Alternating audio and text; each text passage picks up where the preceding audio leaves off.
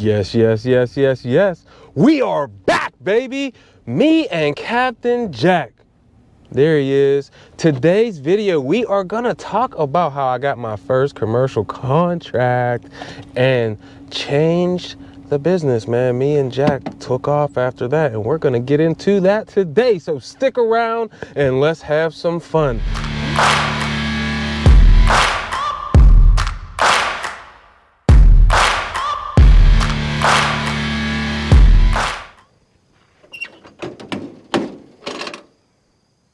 Hello, sir. That's Captain Jack right there. You know he's always with me. So, man, here's how it all started with this commercial contract. Sheesh. I was in year 3 of running the business, chucking the truck style, and I was like, man, I got these 2 full-time jobs. This ain't gonna work. Missing everything. You seen that video where I told you when I actually started the business how great it felt. But I was like, I'm cutting grass on Saturday only, working the 2 full-time jobs, cutting grass on Saturday only. If it rains, I missed the yard. One time it rained 3 weeks in a row. I missed all 3 weeks. At that point, I said to the customers that I had that weren't friends, I said, you know, I'm not gonna be able to do your yard anymore. I just didn't want to sully my name. But I was thinking to myself, how the hell am I ever gonna get this thing really like rolling like the people that I see on the internet? I know I gotta get a commercial contract. So that's what I thought. If I get a commercial contract, that will change everything. Man, that'll really have the dough rolling in. Not necessarily the case, but for me, I worked at a company that happened to pay to have their grass cut. So I thought to myself, hey, I've been working here for a long time. Let me reach out to the person who does the decision making for mowing the yard and see if I can get the contract. So I did, man. I go up, I see the guy. First thing he said to me was, do you have a commercial lawnmower? And my response to that was, huh? I didn't know what the hell he was talking about. What the hell is a commercial lawnmower? I had no idea. My response just basically let him know what he needed to know. I'm not gonna be able to get this job done if he gives it to me. So he said, you know, well, he let the conversation go, whatever. I told him I would get the job done. Boom. He said, well, put your bid in and, you know, we'll see what happens. And I put the bid in. Man, I put this bid in March 27th.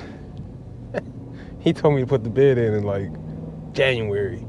I waited till March 27th. I was so nervous. I didn't know what to charge. I didn't know what a contract looked like or anything. So I'm sitting here Googling in my most primitive way that I could think, how, like lawn care contract or commercial lawn care contract. I didn't know. I ended up finding something on Google. Long story short, I wrote down bi-weekly. I can't remember what the price was, but it was bi-weekly. Whatever. I turned it in March 27th. A couple weeks goes past. I get a response in the mail that said it was awarded to someone else. So, boom, there's my dreams. They're dashed. I'm like, man, this sucks. But I did have something. He said something about a commercial mower, and I was like, I wonder what that is. Let me do some research. So I got on the internet, and we'll get back to this as soon as we get done. I'm gonna go cut this yard. So take a look at this yard real quick, and then we'll continue the story.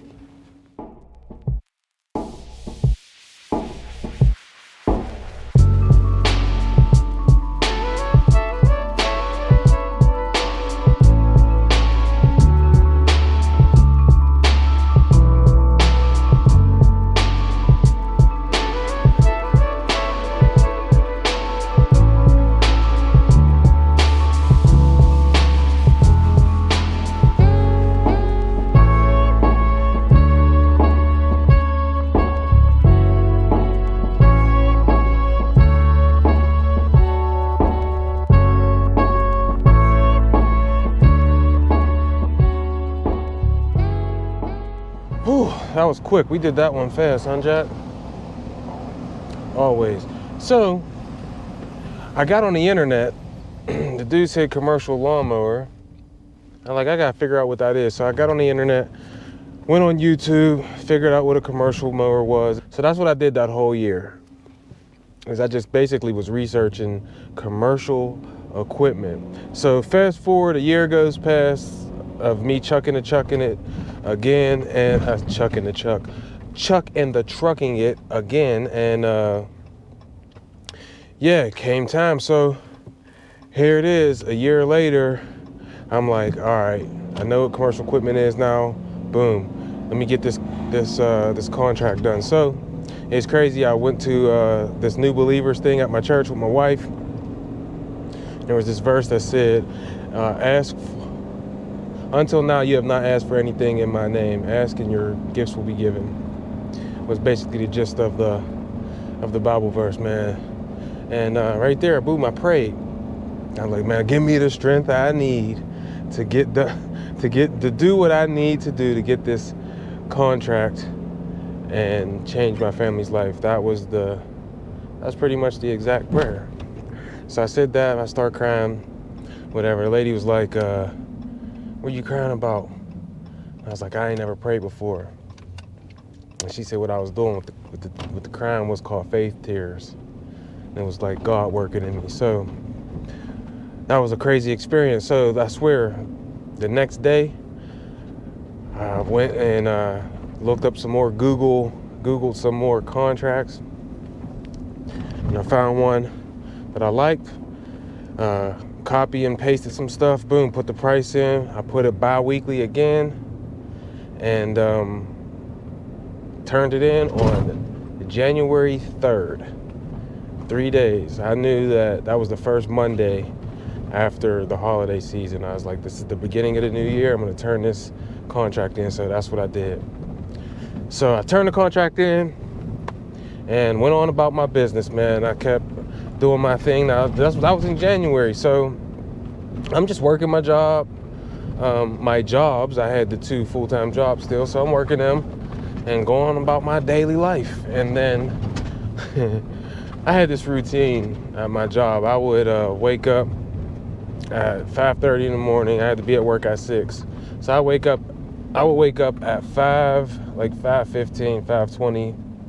I would go to work and I would get my clients all of their stuff ready or whatever, and then I would sit on the couch and relax, then wake them up, feed them breakfast, whatever, take them to where they needed to go, and boom. Then I would come back after that and I would lay on the couch and watch First Take and then all of the ESPN radio stuff, and I was just simply sitting there and being on YouTube. So that was what my routine was. So this one particular day, you know, a couple months goes past, I'm laying on the couch watching SportsCenter, and my phone rings, and it's the guy who's deciding whether or not, you know, I get the contract or not.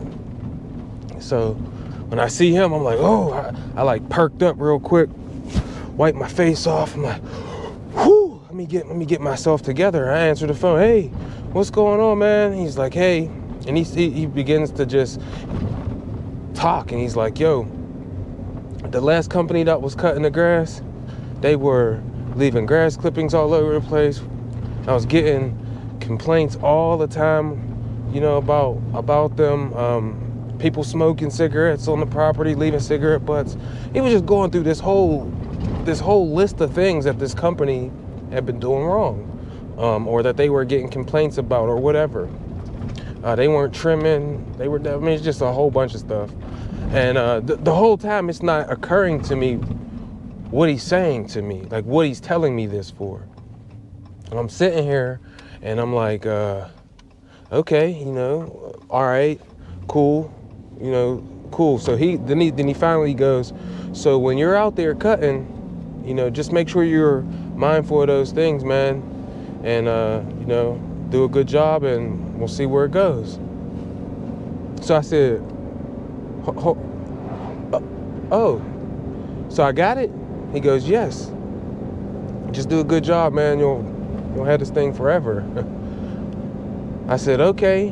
And I was like, I appreciate the opportunity. Thank you. Boom. I was humble. I was professional as I possibly could be. And I hung up the phone. And I ran around the house. Boy, I was flying around the house. Geeked. Yes. This is gonna be the thing. This is what changes everything. This is it. So, look, man. I had to study. I had to research. I had to get told no. I had to stick it out for a whole extra year at the second job and be miserable there. I had to do tons. I had to humble myself and not be educated on lawn care at all. Like, what is a commercial mower? I didn't even know. So I had to go through these growing pains to eventually get a little bit of knowledge to get my foot in the door, to get the shot. Now, what I will say is this. It ended up snowing until April 20th that year. I had no commercial mower or everything. So it's like God was like, he had my back, you know what I'm saying? And then when I finally did go out and actually mow, I realized this is a lot more grass than I had anticipated. And I went home, said another prayer, and that's where he came in. This dude, I cut these yards, man. It took me all day. It took me a while. So I go home that night, told my wife, hey, I know I can do this. If I just had a zero turn, like, cause I just had the Toro Time Master. I told the dude I had a commercial lawnmower, even though I didn't. But yeah, I was like, I can't get this. I can't get it done, man. It's too much, man. Please help me out, man. I asked that prayer again. The very next day, walking to a flag football game, I see this joker. I say to him, what are you doing? Like, what do you do during the week? Man, I ain't doing shit.